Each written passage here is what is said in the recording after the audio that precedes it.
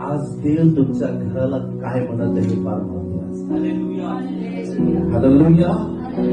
देव तुमच्या घराला काय म्हणत आहे? जर तुमच्या घरामध्ये भांडणं होतात, जर तुमच्या घरामध्ये शिवीगाळ होत आहे, जर तुमच्या घरामध्ये मारामारी होत आहे, तुमच्या घरामध्ये चिडचिडपणा होत आहे, तुमच्या घरामध्ये नुसतं एकमेकांना वेगळ्या चुकीच्या शब्दाने उच्चारलं जात आहे, तर त्या घराला देव प्रार्थनेचं मंदिर म्हणत नाहीये, त्या घराला देव लुटारूची गुहा म्हणत.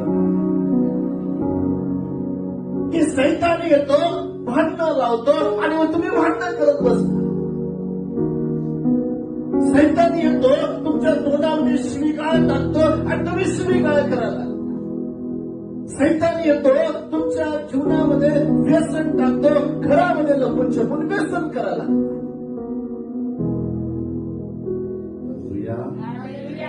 बरंच कोणतं कुटुंब आहे की रात्री बेडवर जाण्याच्या आधी बेडवरती का होईना, चटईवरती का होईना, पण बस मम्मी, बसा पप्पा, बस अहो बसा हो, अरे लेकरांनो बसा, आपण एकत्र प्रार्थना करूया.